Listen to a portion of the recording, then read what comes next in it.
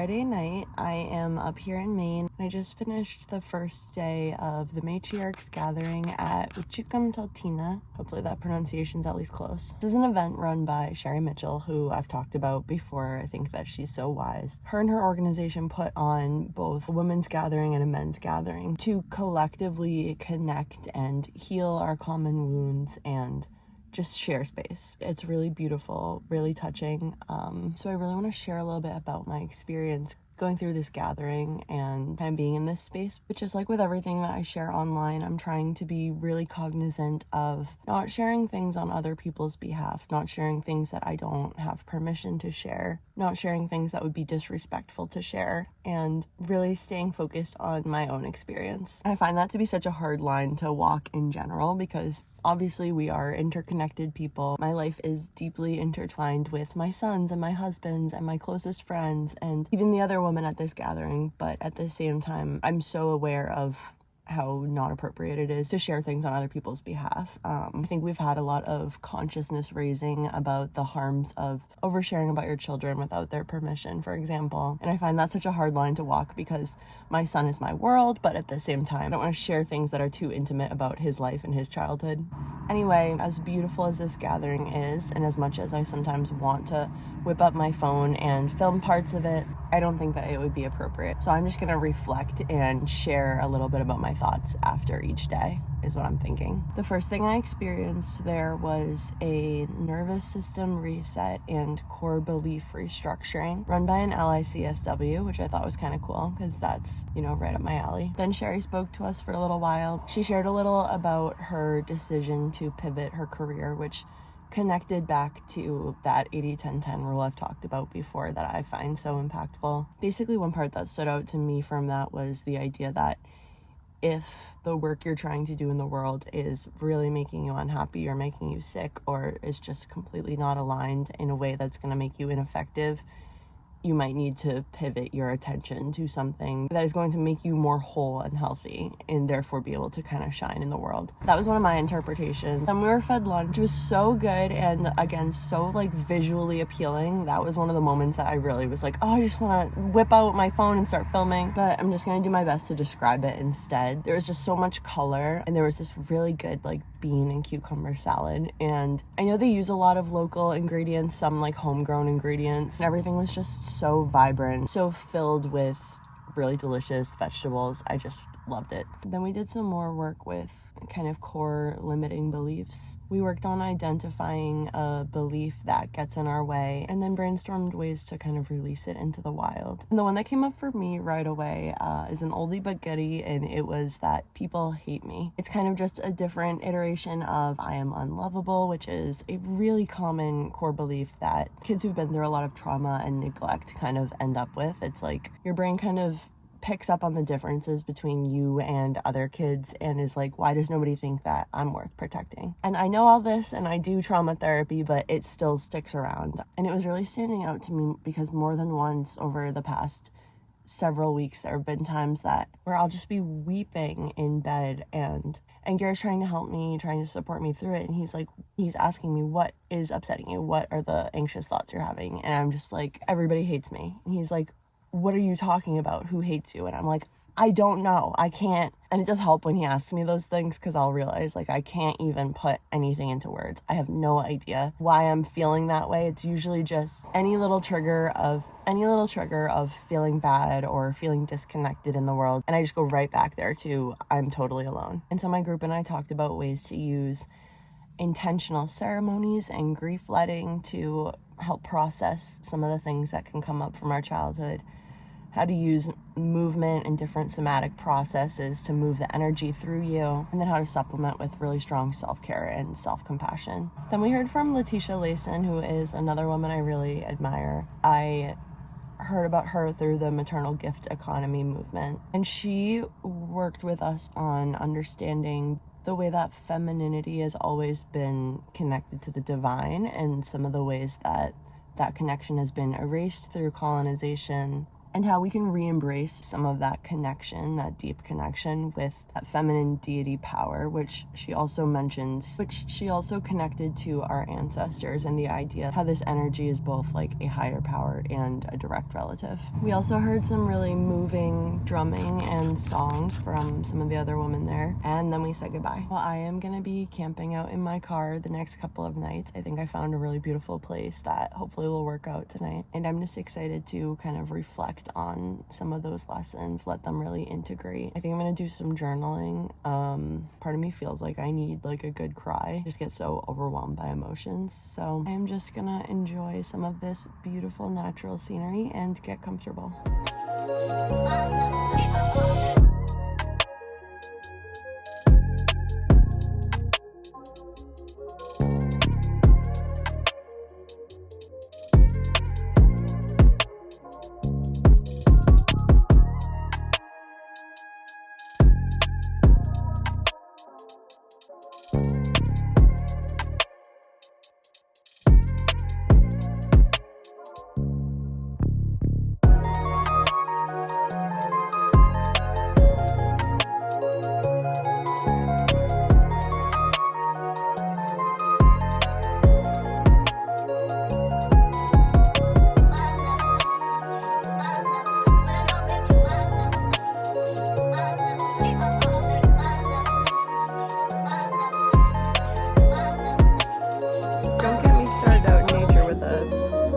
I'll just keep going. Everything's so beautiful.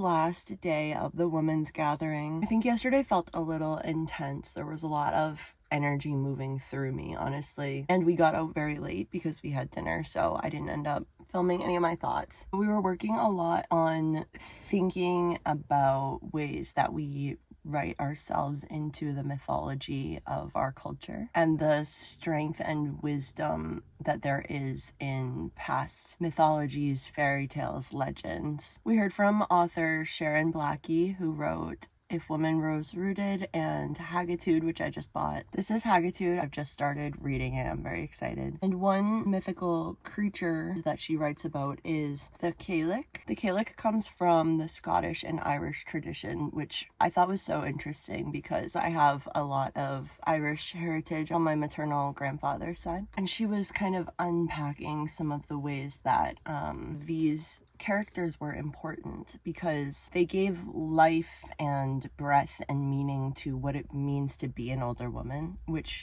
has been largely scrubbed from our culture. Under colonization and the destruction of so many of these old stories, there isn't really a place for older women. And that is disturbing and unnatural because older women have so much life and wisdom and vibrancy to offer. So I'm really excited to read this book, and that was a lovely time getting in touch with the importance of legend and myth and the creatures and characters that we hold up. We also spoke quite a bit about the place of men and making sure that we hold a place for men, which is something that I'm passionate about, and I've actually been writing a podcast episode about for like the past month. So we talked a lot about separating the individual men that may be in our lives from the harms of the larger system of patriarchy that is really hurting them too in so many ways. I've been writing about and exploring the importance of our expectations of men, and that kind of came up throughout this talk, and the way that we help kind-hearted young men find their place in the world, find a strong vision of masculinity that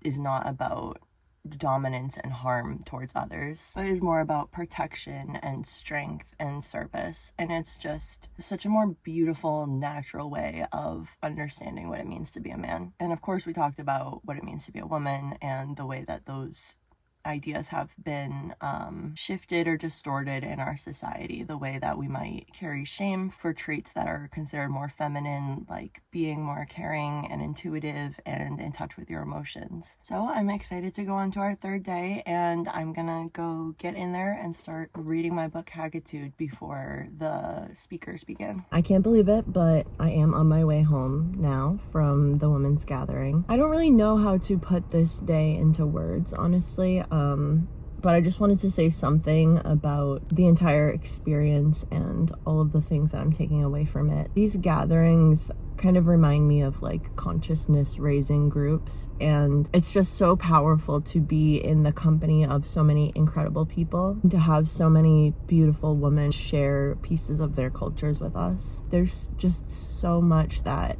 we have collectively lost. I don't know, I've been so emotional all weekend, which seems to be par for the course for these for me. It was also my experience last year. These things just kind of ripped me open.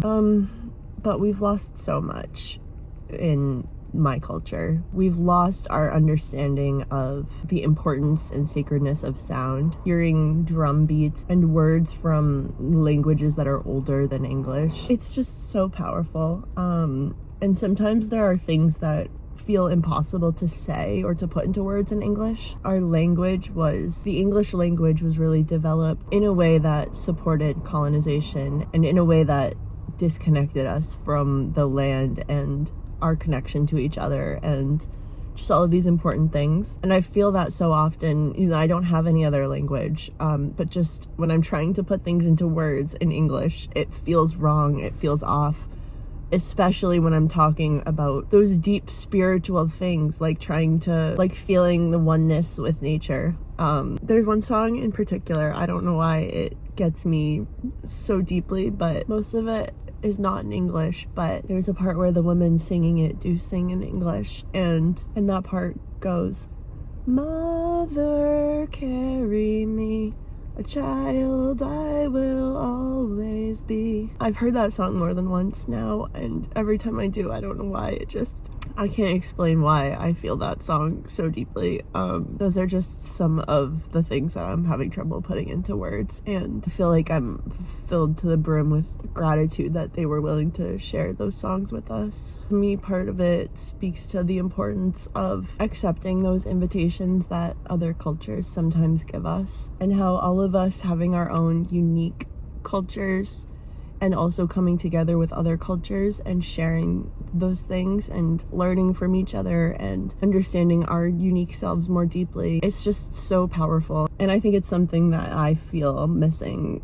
at least from my Western culture, because there's a lot of drive in Western culture to homogenize and to get everybody to be the same, and that is such a disservice for so many reasons. I mean, it's like this idea that I also heard from Sherri that, an ecosystem needs all of these different parts, and any ecosystem that you try to make everything the same is going to die. So I just really don't like that. So that makes me feel really sad. And I don't know, I feel really inspired to travel and see other people face to face and eye to eye, and accept and receive without taking, and also to continue to understand myself and my culture and what happened to my people. My phone's starting to overheat, so I really can't stay here much longer, but I just wanted to mention that another thing that we did today was we recorded our own messages for the men's gathering, which also just brought me to tears because I thought it was so beautiful, and we all have so much hope for them, and we were encouraged to share with them anything that's on our hearts or anything that we hope for them to be working on during their gathering. And I shared with them that I have a son that I love, and making the request that part of their meditation and prayer included thinking about how we create strong, healthy, whole male role models, not just for my son but for everybody. I think that those role models and those healthy pictures of masculinity are so needed right now during our time. And I think that the men's gathering and the men who are willing to go there and invest that work into themselves are a great place to look for those kind of role models. Anyway, really great day. I hugged so many women. I heard so many different perspectives, and now I am going home and my heart is very full. I'm going to be carrying a lot of things forward, and I'm really looking forward to seeing how this plays out and continuing to put work into integrating all of the different lessons that I've been feeling. Happy Monday morning. It is beautiful out today. It's kind of foggy and cool, and I don't know why, but it just feels really nice and kind of fitting right now for me. Like I mentioned, I have been reading Haggitude by Sherri Mitchell. You know, as I do when I start to hear a voice of wisdom, I want to hear everything that that person has put out publicly. So I've also been listening to some more podcast episodes from her, and I'm just so inspired both by her journey of rediscovering some of her roots, the ancient traditions of her own people. I feel like for those of us like myself with a lot of English, Irish, French descent, it almost feels like it's impossible to do. Like we've just always been colonizers. And so I find it so inspiring to see somebody who has actually been able to dig beneath that and find some of the, I don't even know the word to use, like the words that are coming to my mind are things like real and authentic and grounded, and I just mean like our connection to the earth and the land that preceded colonization. So I'm inspired by her journey, and then also by the work itself, by hearing about these fairy tales and folklore stories that provide a different map for us. You know, these stories that are instructive and help us to remember. I have a little bit of extra time because my poor sweet husband got a flat tire this morning and ended up taking my car and dropping Caleb off. So that's like a whole hour out of my morning. So I have a ton of time to get grounded and spend a lot of it in the forest, breathing in this fresh air and listening to Sharon or Dr. Blackie talk about our mythology and the mythology of women. There was one other thing I was thinking about, which was how surprised I felt to continue to feel the impact of some of the meditations we did. There was a woman who came and led us through some meditations, and I'll be honest, it was really kind of outside of my comfort zone. Sherri stood up after and said, you know, when I first went to this woman, I left the session saying like, what was that hippie voodoo bullshit that I just paid for? And that made me laugh, especially because that's exactly how I was feeling. Like I said, it was just something I really was not familiar with or used to, and it felt funny, but I have been so surprised to continue to feel the effects of those meditations. And you know, I've been practicing them a little bit on my own and just still feeling them. Really feeling lighter and kind of more elevated has been blowing my mind, and it's been having some actual like tangible effects in my life already. Like, you know, it's a little bit of that classic raise your vibration work. Yesterday when I got home, I was just noticing, like, first of all, I did feel lighter. I felt literally up higher. It's really hard for me to explain. And I have a bad little habit of kind of nitpicking with my partner. I hate it. It just feels like something I can't help sometimes. It's really unpleasant for both of us. I feel like I'm just constantly finding problems, and the more anxious I am, the more it comes out. And yesterday I could feel some of those words like bubbling up to me, but it literally felt like they were coming from, I don't know, like lower down, like almost beneath where, oh God, it sounds so cheesy. I can't like express this, but it felt like it was coming from below my energetic body, or like very low down in my energetic body, and I could notice it, and I was like higher up seeing it coming towards me and able to say like, oh, there's that thing again. That was a huge change for me. That felt really good. Obviously I'm not expecting it to necessarily just last, but hopefully I can incorporate some of that meditation into my practices and just continue to see what the results are.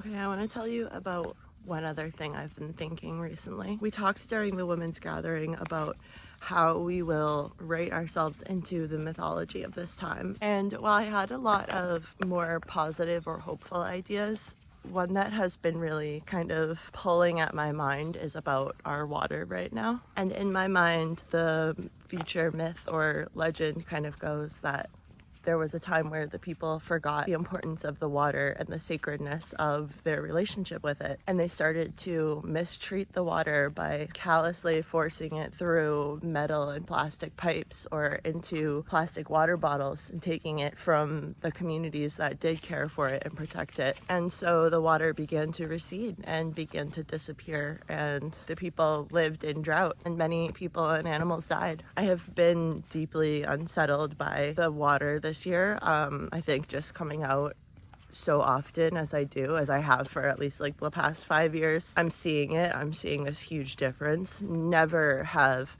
all of these little streams and brooks along this path been completely dried up for an entire summer. That has not been the case since I've been living here. There have been times that they have dried up for a few days or a week, and it's been like a really big deal. It's been in the heat of summer during a drought. This year, the waters have not come at all, and I think that that is a huge thing that we need to be paying attention to. I think we know water is life, but I also think we can so easily forget. It's almost like we think money is life, but without water, most of us cannot survive on this planet, so it's very scary. It should be really alarming to see it disappearing or being taken, to see our water tables go down and not replenish. There's so many myths and stories that are like that are about how when you disrespect nature or don't give it its proper place of honor, there's a response, and it's not going to be good for us. So for the past couple of days, I've just been deeply feeling like that's going to be a tale of our time. There's no water. All of this is usually water. This is all meant to be water. For years, frogs have lived here, but not this year. This is another place that has always been water. This is another place that frogs would live, and it's been taken over by plants this year because the water did not come here. The water stayed way over there, which is really not typical. Hello, little girl. Are you over there?